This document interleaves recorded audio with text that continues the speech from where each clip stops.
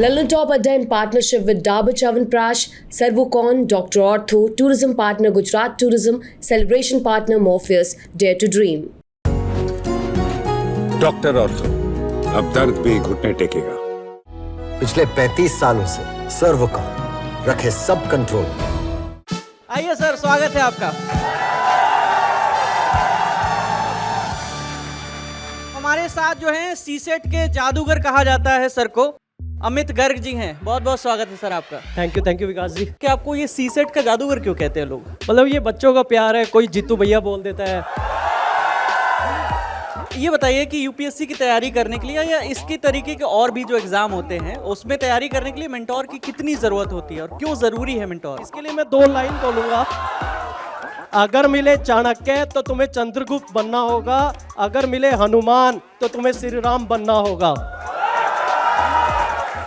अगर मिले श्री कृष्ण तो तुम्हें अर्जुन बनना होगा, अगर मिले अमित शाह तो तुम्हें मोदी बनना होगा, अगर ना मिले कोई तो तुम्हें शिवजी वन अकेले ही यूपीएससी प्रिपरेशन का जहर पीना होगा। तो बिना कोचिंग के क्या यूपीएससी क्रैक किया जा सकता है, और किया जा सकता है तो कैसे? इसके लिए भी मैंने 2 लाइन लिखी हैं। सिर्फ ख्वाहिश रखने से कुछ नहीं होगा, सिर्फ ख्वाहिश रखने से कुछ नहीं होगा, सिर्फ कोचिंग में एडमिशन लेने से कुछ नहीं होगा। तुम्हें पिघलना होगा निखरने के लिए, तुम्हें पिघलना होगा निखरने के लिए, तुम्हें दिल दिमाग को तैयार रखना होगा बिछड़ने के लिए। ए बंदे उठ, यही मौका है, प्लान बी प्लान सी सब धोखा है। पहले तो आप पढ़ाते थे दूसरी कोचिंग्स में, अब 3 साल हो गए करीब आपकी खुद की कोचिंग के। कितना कमा लेते हैं सर जी? देखो, आपने देखा होगा, हमने बस अभी प्यार कमाया है। आपको हम एजुकेशन मिनिस्टर अगर बना देते हैं इस देश का, तो क्या वो पहली चीज है जो आप चेंज करना चाहेंगे? इन फ्यूचर अगर मुझे एजुकेशन मिनिस्टर बना दिया जाएगा तो मैं 2 चीज़ें करूंगा। कैरेट एंड स्टिक पॉलिसी, जो कि ना सिर्फ स्टूडेंट के लिए, टीचर्स के लिए भी रहेगी। तो हमारे साथ जो हैं सीसेट के जादूगर कहा जाता है सर को, अमित गर्ग जी हैं। बहुत बहुत स्वागत है सर आपका। थैंक यू विकास जी। तो सबसे पहले तो यही पूछना चाहूंगा कि आपको ये सीसेट का जादूगर क्यों कहते हैं लोग? मतलब ये बच्चों का प्यार है, कोई जीतू भैया बोल देता है। जो मुझे जान रहा है, जस्ट मेक सम नॉइस। ये आप ही के स्टूडेंट आए हैं क्या सारे आज? होंगे कुछ तो। हाँ, जबरदस्त फैन फॉलोइंग लग रही है आपकी सर। तो ये है कि जैसे कि मैंने जब पढ़ाना स्टार्ट किया था, मेरा एक फ्रेंड था, उसने बोला देखो जिसका मैथ अच्छा है वो तो कर लेगा, लेकिन जो वीक है, जो कमज़ोर है, उसका हाथ पकड़े रखना है। तो ये स्टूडेंट है जो मैथ में वीक हैं, जो स्कूल टाइम में नहीं कर पाए, तो उनको थोड़ा बहुत पढ़ा पाते हैं, तो उन्होंने मुझे जादूगर बोलना स्टार्ट किया।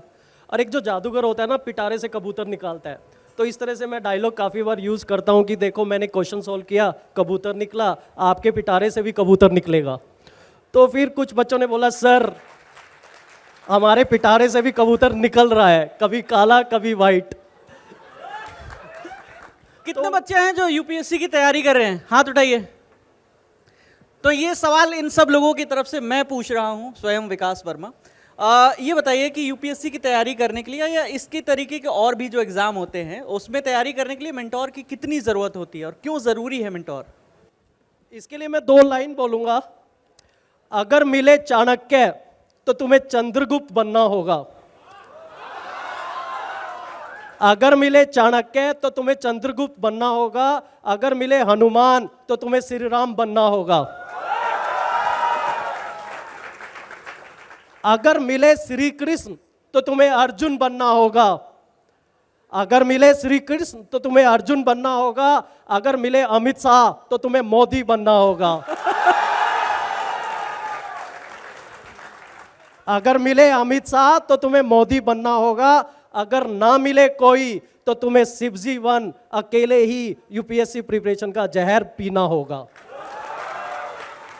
तो मैं कहना चाहूँगा इस संदर्भ में, मेरा एक फ्रेंड है बीर सिंह, जो तैयारी किया, काफ़ी स्ट्रगल किया, 3rd 4th अटेम्प्ट में सिलेक्ट हुआ, अभी वो रेलवे सर्विस में है।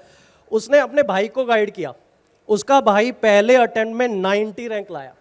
तो ये था रोल मेंटोर का। तो अगर आपके पास कोई अच्छा मेंटोर है तो आपको आधा टाइम लगेगा, बट इसका मतलब ये नहीं है कि आपको एक मेंटोर नहीं मिल पाया तो आप सिलेक्ट नहीं हो सकते। तो आप में से काफ़ी लोग एकलव्य हैं, ठीक है, अंबेडकर हैं, तो आप बिना मेंटोर के भी यूपीएससी क्रैक कर सकते हैं। बट एक अगर मेंटोर मिल गया तो आपको आधा टाइम लगेगा। वो मेंटर आपका टीचर भी हो सकता है, वो आपके पेरेंट्स भी हो सकते हैं, वो आपका फ्रेंड हो सकता है, वो आपका जूनियर भी हो सकता है। मेंटर आपको किसी भी रूप में मिल सकता है। अच्छा, तो ये अगला सवाल फिर से उन्हीं स्टूडेंट की तरफ से जिन्होंने हाथ उठाए थे। एक बार फिर से उठाइए यूपीएससी की तैयारी करने वाले, और इनमें से कोचिंग कितने जाते हैं वो भी हाथ उठाइए। तो ये सवाल एक्चुअली कोचिंग को लेकर ही है। कोचिंग का बहुत इंपॉर्टेंट रोल कहा जाता है यूपीएससी में, लेकिन बहुत महंगी कोचिंग हो गई है आजकल। तो बिना कोचिंग के क्या यूपीएससी क्रैक किया जा सकता है, और किया जा सकता है तो कैसे? इसके लिए भी मैंने 2 लाइन लिखी हैं, फिर मैं आपके क्वेश्चन का आंसर करूंगा। ठीक है। सिर्फ ख्वाहिश रखने से कुछ नहीं होगा, सिर्फ ख्वाहिश रखने से कुछ नहीं होगा, सिर्फ कोचिंग में एडमिशन लेने से कुछ नहीं होगा। तुम्हें पिघलना होगा निखरने के लिए, तुम्हें पिघलना होगा निखरने के लिए, तुम्हें दिल दिमाग को तैयार रखना होगा बिछड़ने के लिए। ए बंदे उठ, यही मौका है, प्लान बी प्लान सी सब धोखा है। इसमें काफ़ी विकास जी, इसमें काफ़ी सारे संदर्भ है, बट कोचिंग वाला संदर्भ बताता हूँ। देखो, मैं आपको गारंटी देता हूँ कोई कोचिंग आपको आईएएस नहीं बना सकती। अच्छा जी। मैं कोचिंग से जुड़ा हूँ, फिर भी मैं बिल्कुल सत्य बोलने में बिलीव करता हूँ। अगर कोई कोचिंग आपको कह दे कि आपका 100% सिलेक्शन हो जाए, मेरे पास 15 लाख रुपए रखा है, मेरे पास 3 कैंडिडेट है, 5 लाख रुपए पर कैंडिडेट मैं देने के लिए तैयार हूँ अगर वो सिलेक्शन करवा दे। कोचिंग आपको 20% हेल्प करेगी। अभी थोड़ा मेंटोर की मदद से, कुछ और इम्प्रूवमेंट की वजह से कोचिंग में 40% तक कुछ कोचिंग आपको हेल्प कर पा रही है। बट आपको आईएएस तो खुद ही बनना होगा, आपकी मेहनत ही रंग लाएगी। बट मैं ये भी कहूँगा, हर कोई कोचिंग को ब्लैक एंड वाइट की तरह मत देखे। आपको एक किस्सा सुनाता हूँ। एक बार क्या हुआ, राजा ने कहा महारानी से कि देखो, गरीबों के बच्चे भी पल जाते हैं, हमारे बच्चों को इतनी फैसिलिटी क्यों, ठीक है, इनको इतने नौकर चाकर इतनी फैसिलिटी क्यों देनी है। तो उन्होंने थोड़ा सा फैसिलिटी रिस्ट्रिक्ट की बच्चों की। तो महारानी ने क्या किया, नेक्स्ट डे जो बगीचे में पानी लगता था ना, उसको बंद करवा दिया। माली को बोल दिया पानी मत दो। 3-4 दिन के अंदर अंदर जो फूल बगीचे में लगे थे वो मुरझाने स्टार्ट हो गए। राजा को गुस्सा आया। राजा ने कहा, महारानी ये क्या पागलपन है, आपने क्यों पानी बंद करा दिया। महारानी ने उत्तर दिया, महाराजा पेड़ क्या वनों में नहीं उगते क्या, उनको कौन पानी लगाने जाता है सुबह शाम को। तो मैं कहूँगा कि अगर आपका वो लेवल नहीं है, एटलीस्ट 0 से 20% तक तो कोचिंग आपको हेल्प कर रहा है, आपको एक बाउंड्री प्रोवाइड कर रहा है, एक आपको डिसिप्लिन प्रोवाइड कर रहा है। तो आपको एक डिसीजन लेना होगा कि आपको कोचिंग जाना है कि नहीं जाना है। उसके लिए जो भी यूपीएससी की प्रिपरेशन के विलिंग है, उनको मैं ये कहूँगा कि आप पहले 6 महीना एनसीईआरटी पढ़िएगा, फिर आप प्रीवियस ईयर क्वेश्चन देखिएगा, आप उसको कितना समझ पाते हैं। एक लक्ष्मीकांत बुक आती है, विकास जी काफ़ी पॉपुलर है पॉलिटी के लिए, तो आप एक ट्रायल कर सकते हैं, आप एक टेस्ट कर सकते हैं कि क्या मैं बिना कोचिंग अपनी यूपीएससी की तैयारी कर सकता हूं। तो अगर आप उस बुक का 80% समझ पा रहे हैं तो मैं आपको ठोक बजा के कह रहा हूं, कोचिंग आपको हेल्प करने की बजाय आपका टाइम भी वेस्ट कर सकती है। तो कोचिंग 2धारी तलवार है, काफ़ी स्टूडेंट्स को हेल्प भी करती है, लेकिन आपका लेवल ऑलरेडी अच्छा है तो कोचिंग में आपका टाइम भी वेस्ट हो सकता है। तो आप अपना डिसीजन ले सकते हैं, पहले कुछ बुक चेक करके, प्रीवियस ईयर क्वेश्चन चेक करके, क्या आप खुद से कर सकते हैं। तो आप बिना कोचिंग भी, और बट कमिटेड होना बहुत जरूरी है। आपको डेली 8 से 10 घंटा पढ़ना पड़ेगा। ठीक है, स्टूडेंट की तरफ से ये वाला सवाल भी है। पहले तो आप पढ़ाते थे दूसरी कोचिंग्स में, अब 3 साल हो गए करीब आपकी खुद की कोचिंग के, कितना कमा लेते हैं सर जी? देखो, आपने देखा होगा, हमने बस अभी प्यार कमाया है। कुछ लोग जीतू भैया बोलते हैं। पहले जहाँ मैं पढ़ाता था वहाँ हमारे कोर्स की फीस 19,000 थी, तो हमने फीस उसको 13-14,000 की है। और हमारा ये प्रॉमिस रहता है कि पहले जो कमिट करते थे, जो देते थे, उससे 2 गुना 3 गुना हम बच्चों को दे पाएँ। बच्चे को ये ना फील हो कि ये जो मैंने फीस पूरी दी है ये मेरी रिकवर हुई कि नहीं हुई। बट बाकी तो हमने बच्चों का प्यार कमाया है, और ज़्यादा तो नहीं, पर बच्चा हमें 1,000 1500 बच पाता है, क्योंकि आपको भी पता है खर्चे होते हैं, रेंट राजेंद्र नगर में कितना हाई हो चुका है और काफ़ी सारे एक्सपेंडिचर है। और बट जो प्यार हमने कमाया है उसका कोई मुकाबला नहीं है। हमने दिवाली पे भी अपने बच्चों को बुलाया था, उनसे मिले हम जो अपने घर नहीं जा पाए थे। तो ये मतलब एक फैमिली बन चुकी है मेरी बच्चों के तो साथ। सही है, और बच्चों के प्यार पे कोई टैक्स लगता भी नहीं है सरकार की तरफ से, तो बच गए। हाँ ये तो है, जिस दिन उस पर जीएसटी लग गया तो मारे जाएंगे, अच्छा खासा जीएसटी देना पड़ अच्छा जाएगा। चलिए, बच्चों के जीतू भैया, वैसे अमित सर, जिस तरीके से आप बात कर रहे हैं, कोचिंग का विरोध कर रहे हैं, खुद एक कोचिंग चलाते हैं, आपको हम एजुकेशन मिनिस्टर अगर बना देते हैं इस देश का, तो क्या वो पहली चीज़ है जो आप चेंज करना चाहेंगे? मतलब आपने काफ़ी बड़ी बात कह दी, मैं नहीं समझ रहा कि मैं उस लेवल का हूँगा, बट फिर भी मुंह पे सरस्वती बैठ जाती है, तो अगर वो बैठ गई तो इन फ्यूचर अगर मुझे एजुकेशन मिनिस्टर बना दिया जाएगा तो मैं 2 चीज़ें करूँगा। कैरेट एंड स्टिक पॉलिसी, जो कि ना सिर्फ स्टूडेंट के लिए, टीचर्स के लिए भी रहेगी। मैंने देखा है स्टूडेंट को अगर फ्री छोड़ दो ना, वो क्लास नहीं आएंगे, वो स्कूल में नहीं जाते हैं या कॉलेज में नहीं जाते हैं। तो एक स्ट्रिक्टनेस बहुत ज़रूरी है, नॉट कि सिर्फ स्टूडेंट के लिए, टीचर्स के लिए भी। तो टीचर्स क्या होता है ना, मैं आपको बताता हूँ, बीइंग ए टीचर मुझे टीचर का इन आउट पता है। टीचर जो होता है ना, वो सबसे बड़ी नौटंकी होता है। कितने लोग एग्री करते हैं? एक बार ताली बजा के बता दीजिए। ठीक है, 60-70% टीचर इतने कमिटेड हैं तो उनके लिए कैरेट पॉलिसी होगा, और जो नहीं करते हैं उनके लिए स्टिक पॉलिसी होगा। और हर महीने एक एग्जाम कंडक्ट किया जाएगा, स्टूडेंट के लिए नहीं, टीचर्स के लिए। और पता नहीं आप कितने कोचिंग इंडस्ट्री के टीचर हैं या कौन से आप एजुकेशन लेवल के हैं, मैं आपको एक चीज़ बताऊंगा कि एजुकेशन सिस्टम और कोचिंग इन्वर्सली प्रोपोर्शनल है। अगर आपका एजुकेशन सिस्टम काफ़ी अच्छा है, कोचिंग उतनी ग्रो नहीं हो पाएंगी। तो एजुकेशन सिस्टम में अगर कमी है तभी कोचिंग ग्रो हो पाती है। तो मेरा यही टारगेट रहेगा, 10 ईयर के अंदर अंदर एजुकेशन सिस्टम अच्छा हो और कोचिंग कंट्रोल रहे। ठीक है सर, ये बताइए, यूपीएससी में हर साल करीब 1000 के आसपास की वैकेंसी होती है और 6-7 लाख लोग जो है सीरियस कैंडिडेट जो एग्ज़ाम में बैठते हैं। तो ऐसा क्या है यूपीएससी में कि दुनिया पागल हुई पड़ी है उसके पीछे? विकास जी, जैसे आपने कंपटीशन की बात कही, मैं सब दर्शकों को बोलूँगा, मेरे को नहीं लगता कोई कंपटीशन है। आपने देखा होगा कितने लोग, आप में से कितने लोग बिग बॉस को फॉलो कर रहे हैं? बहुत ही कम लोग। नहीं हो पाएगा, ठीक है। और कितने लोग कैरी मिनाती को फॉलो कर रहे हैं? देखो जी, जो आप देख रहे होंगे लोग बिग बॉस और कैरी मिनाती को, वो तो हमारे कंपटीशन में है ही नहीं। कंपटीशन तो जब होगा जब ये सब लोग न्यूज़पेपर पढ़ना स्टार्ट कर देंगे, तब हमें रियल हीट पता चलेगी कि क्या यूपीएससी की वो रियल हीट है। जब बच्चे, आप देखते हो आजकल रील पे इतना टाइम वेस्ट कर देते हैं, डेली 2-3 घंटा। आप राजेंद्र नगर की गलियों में आके देखें कि बच्चे मतलब 12-12 घंटे पूरी रात की उन्होंने लाइब्रेरी ली हुई है। और मैं कह रहूँगा इतने बच्चे ऐसे हैं कि उनका फाइनेंशियली बैकग्राउंड इतना अच्छा नहीं है, लाइब्रेरी तक में सोते हैं वो लोग, ठीक है। तो मैं ये कहूँगा कि आपके कंपटीशन वाली बात पे कि मुझे लग रहा है कि अगर ये चीज़ें इंप्रूव होगी तो कंपटीशन बढ़ेगा। दूसरी चीज़ मैं कहूँगा कि जो भी आईएएस की तैयारी करता है वो कहता है मैं सिस्टम को चेंज करूँगा। मैं अंदर की बात कराता हूँ स्टूडेंट्स की, सबको चाहिए इज्जत, फुल इज्जत, पावर। मतलब आपने मन को पढ़ लीजिएगा, सबका यही एक इनर मोटिव है कि हमें पावर चाहिए। और मुझे लग रहा है सब हम मिडिल क्लास या लोअर मिडिल क्लास या अपर मिडिल क्लास से बिलोंग करते हैं। तो विकास जी, मिडिल क्लास में जो पावर है हिंदुस्तान में 3 तरीके से मिल सकती है। या तो आप पॉलिटिक्स में जाइएगा, वो हमारे बुत्ते का नहीं है, वो हमें बेच खाएंगे।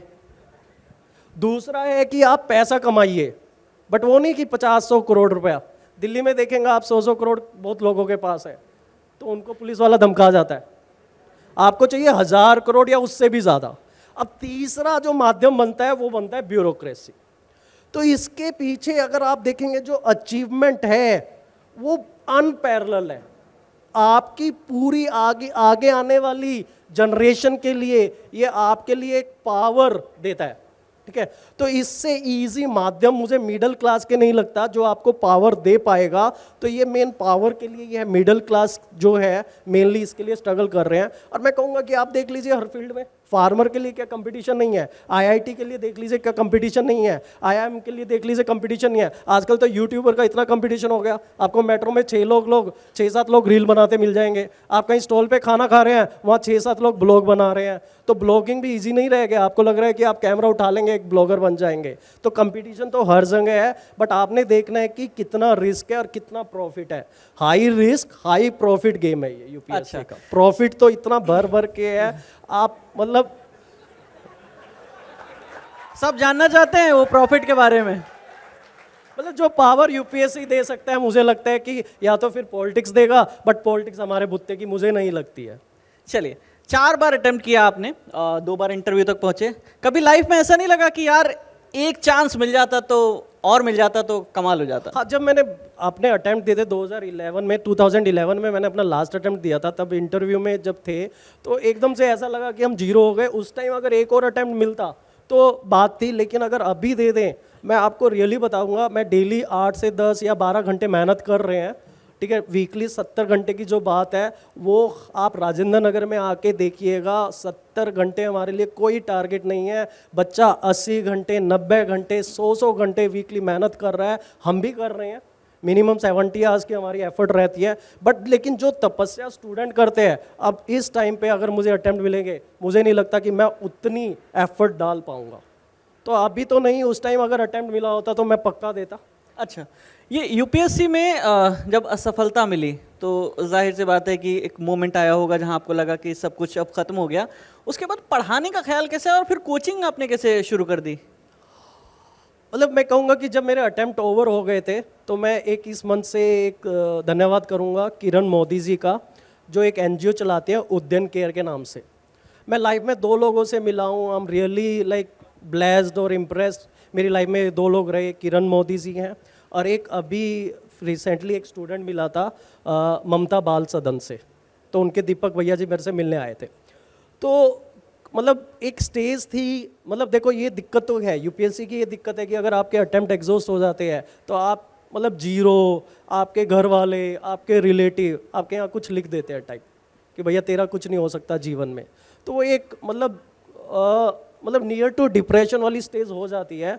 तो मैं बट यही कहूँगा कि आप लड़ना मत छोड़ें, आपको लड़ना है। कभी ऐसा होगा कि नहीं हमें तुरंत सक्सेस नहीं मिलेगी क्योंकि नंबर ऑफ सीट्स कम है, तो मैं उस अनाथ आश्रम में गया जो कि वो 200 बच्चों की केयर करते हैं। तो मैंने देखा मेरा दुख तो इनके आगे कुछ भी नहीं है, इनके माँ बाप ने इनको छोड़ दिया, इनकी क्या कमी थी। तो उस चीज़ से मैं उभरा।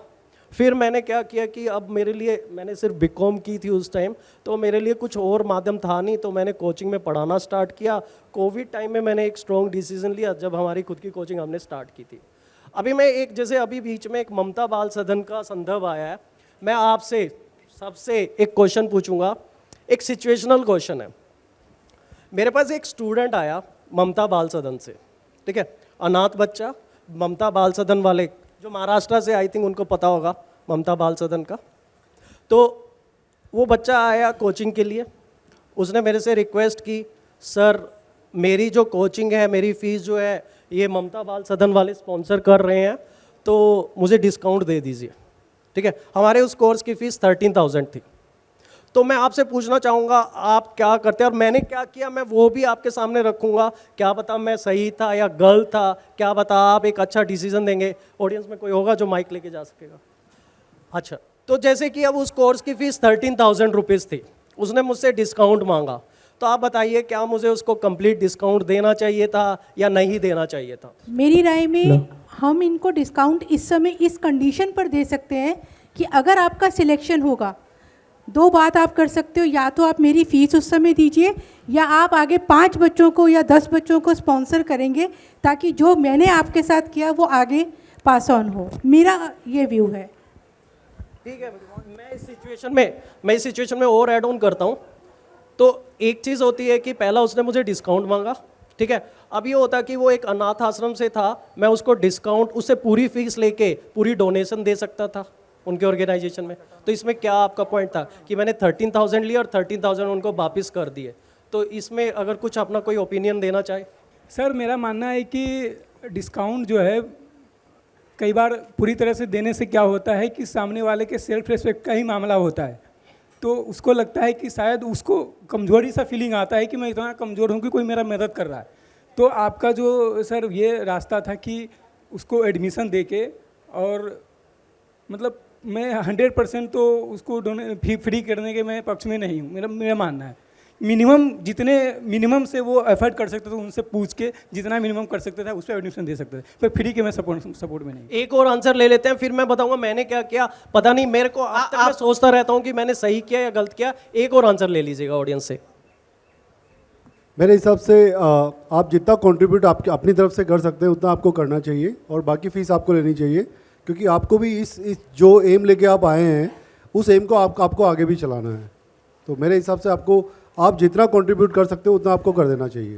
ठीक है, जो मैंने डिसीजन लिया मुझे नहीं पता, मैं बार बार सोचता रहता हूँ क्या पता वो डिसीजन ठीक था गलत था, और आगे भी ऐसी कुछ सिचुएशन आएगी। तो फीस थी 13,000, मैंने उसको 40% डिस्काउंट दिया, क्योंकि उसके ऊपर एक ऑब्लिगेशन मुझे लगा कि वो किसी और से फीस पे करवा रहा है, तो वो एक उम्मीद लेके आया था कि मुझे डिस्काउंट मिल जाए, ताकि उसके ऊपर ये कम बर्डन लगे कि मैंने उनसे इतनी फ़ीस पे करवाई। ठीक है, मैंने फ़ीस इसलिए ली क्योंकि अगर मैं फ्री देता जो मुझे लगा तो वो क्या पता क्लास आना छोड़ देता, क्योंकि फ्री की चीज़ों की रिस्पेक्ट कम होती है। मैंने ये रियलाइज़ किया है। लास्ट ईयर हमने एक कोर्स फ्री भी लॉन्च किया था, तो उसमें पहली क्लास में बच्चे आए, अगली में 50%, अगली में 25%। तो ये थोड़ा सा मुझे लगा कि मैं अगर फ़ीस लूँगा तो उसका एक हक रहेगा। अगर वो बच्चा सुन भी रहा है तो मैं उनको बोलूँगा कि भैया तुम्हारा हक है, तुमने फ़ीस पे की है, तुम्हारे जो भी डाउट होंगे वो आपको अपने डाउट पूछने हैं, आपको जो भी चीज़ें हैं आपका हक है, क्योंकि आपने कोर्स परचेज़ किया। बट मेरा ज़मीर नहीं माना कि मैं एक उन लोगों से फ़ीस लूँ जो कि अनाथ बच्चों की मतलब इतनी मदद कर रहे हैं, उनकी फ़ीस तक स्पॉन्सर कर रहे हैं। जब दीपक भैया मुझसे मिलने आए तो मैंने उनको एज ए डोनेशन कुछ मेरी तरफ से और ऐड ऑन करके उनको रिटर्न किया। ठीक है sir, thank you so much. और सबसे लास्ट में एक सवाल, आपका डेयर टू ड्रीम मोमेंट कौन सा रहा? ये काफ़ी अच्छा मोमेंट है और मैं सबको बोलना भी चाहूँगा, मेरे स्टूडेंट्स भी हैं जो मुझे सुन भी रहे होंगे, यूट्यूब पे लाइव भी सुन रहे होंगे। आपके लाइफ में कभी सिचुएशन आएगी तो कभी ऐसा भी होता है, कभी आपको ना भी बोलना पड़ता है, और जितना स्ट्रांगली आप ना बोल के अपना डिसीजन आगे लेंगे और रिग्रेट नहीं करेंगे वो आपको पे कर सकता है। तो एक मोमेंट था जब मेरे 4 अटेम्प्ट ओवर हो गए थे, मेरे फादर ने बोला भाई घर वापस आओ, अपना काम धंधा संभाल लो, तो या अगर कोई बिज़नेस देखेंगे तुम्हारे लिए, कोई नया बिज़नेस खोलेंगे। तो मैंने उस दिन एक स्ट्रॉन्ग डिसीजन लिया था, मैंने ना बोला। मैंने बोला फादर को मैं अगर 10,000 रुपये की नौकरी करनी पड़ी मैं 10,000 की नौकरी करूँगा, बट मैं वापस नहीं आऊँगा। बट मैं पीछे नहीं मुड़ा, फिर आगे अपनी मेहनत करता रहा। तो मुझे लगता है कि वो मेरा डेयर टू ड्रीम एक डिसीज़न था। और कभी भी आपकी लाइफ में भी मुझे लगता है कुछ ऐसा अगर आपके सामने सिचुएशन आए जब आपको एक स्ट्रॉन्ग डिसीजन लेना है, कभी ना भी बोलना है, तो एक ना बोलना भी एक कला होती है, हमेशा ही इमोशनल अटैचमेंट नहीं होती, ना भी बोल सकते हैं आप strong. Thank you so much. और ना बोलना सीखे, और सर के लिए जोरदार तालियां हो जाए एक बार।